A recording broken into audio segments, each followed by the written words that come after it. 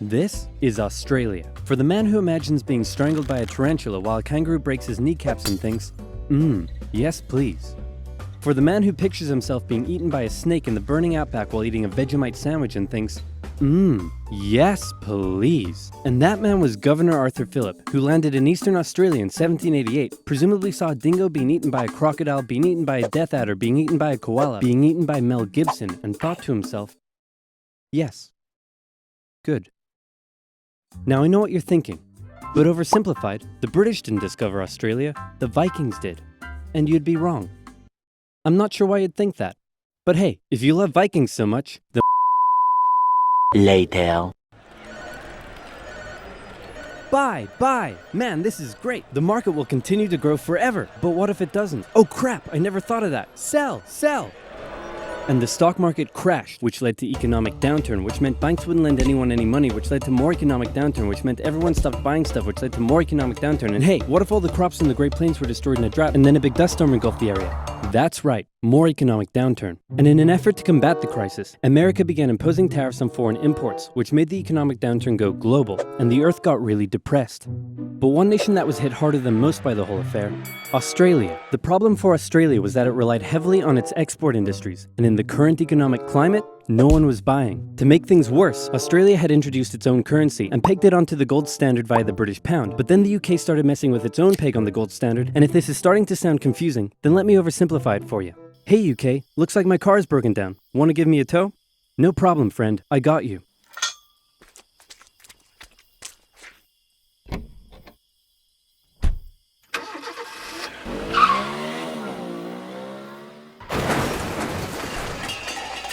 More economic downturn.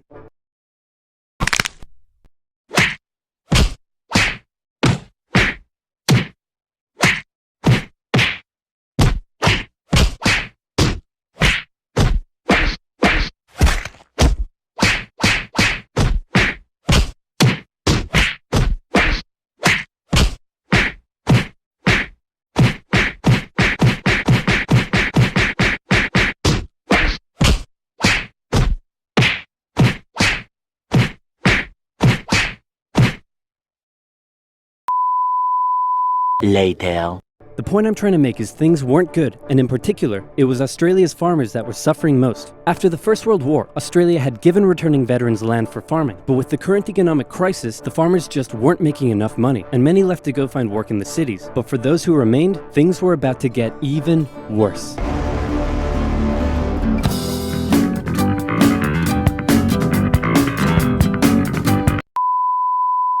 Later. Time for some cultural exchange. My national bird is the bald eagle. It's a strong patriotic symbol of America and a deeply valued and protected species. My national bird is the peafowl. It's a beautiful creature whose vivid colors represent India, so we list it as a protected species. My national bird is the emu, and it's a pest. Also bloody delicious.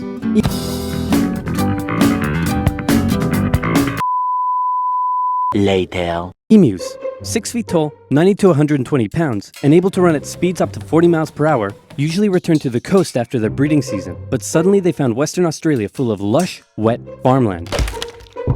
Oh my, look at all this delicious wheat that just so happens to be growing here in large quantities. Hey guys, get a load of this. Oh my, look at all this delicious wheat that just so happens to be growing here in large quantities.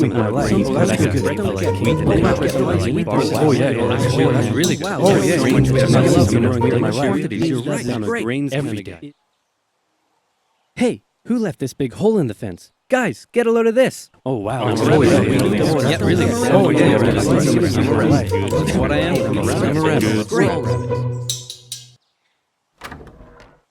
What a lovely morning for some farming. What? Those damned emus, they have it in for me. They're bullies. They're nothing but bullies. Calm down, Bruce. They're just animals. It's not personal. Hey, Farmer Bruce, where did you find that hat? The toilet? Yes.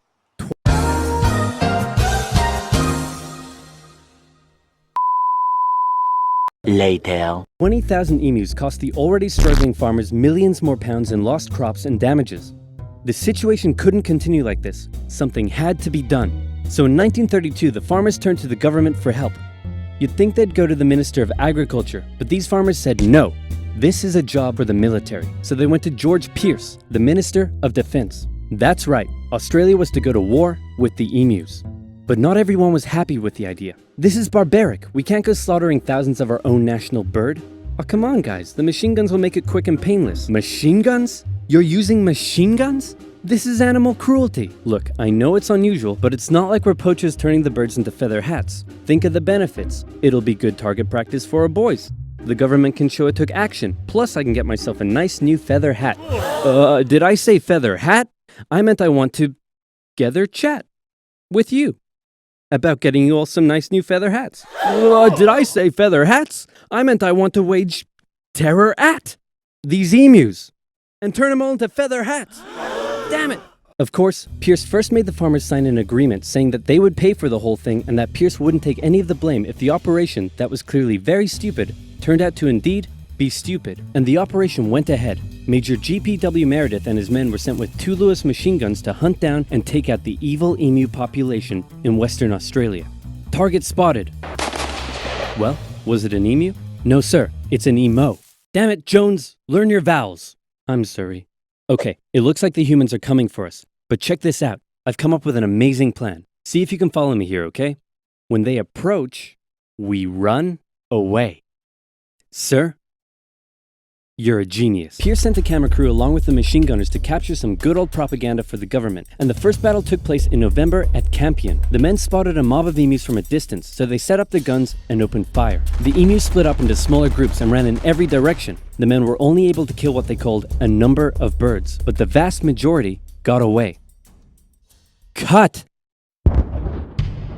Surprisingly, many of the emus were able to take multiple bullets but still run at full speed to safety, causing Meredith to compare them to tanks, saying if we had a military division with the bullet-carrying capacity of these birds, it would face any army in the world. Okay, we need to get closer. No, you idiots, not to me, to the emus. Oh, sorry. No. I like it. So next, they tried sneaking up on a large number of emus near a local dam and firing at short range. Maybe the men were just unlucky, but my professional opinion says the emus were magic, because both guns jammed after just 12 emus were killed, and once again, the rest got away. Cut!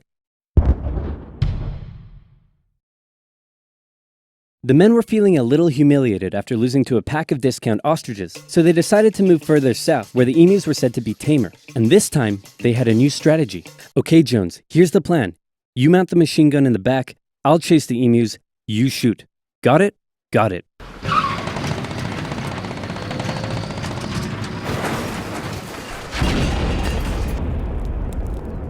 I'm gonna shove that camera up your... The operation was a fiasco, and the press had a field day. In Parliament, Pierce was lambasted, and an opposition party member suggested that medals should be handed out to the emus, who had won every round so far. Pierce, feeling quite humiliated, called the operation off, but 4 days later the farmers approached again and said, "Hey man, the emus are still eating all our crops. Can you send the army back out here?" And Pierce was like, "Yeah, okay." So the operation was back on for round 2. And this time Meredith and his men had learned the emus' guerrilla tactics and were much more successful, with reports suggesting the men were cutting down 300 emus every week. I hope you boys are getting great footage of this. What on earth are you filming?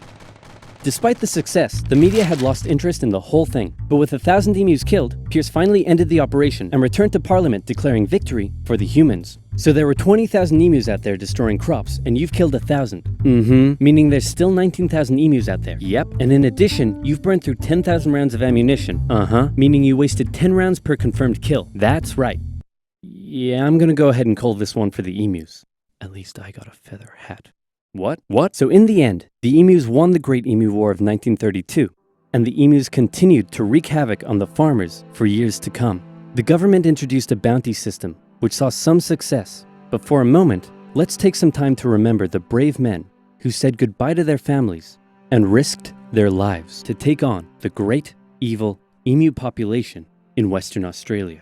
But even more importantly, let's think of the friends they made, the bond they created, and the memories they shared. Take me home to golden fields and sights of days gone by. It's where the heart lies with Guys? I solved the emu crisis. Really? How? I just made some better fences.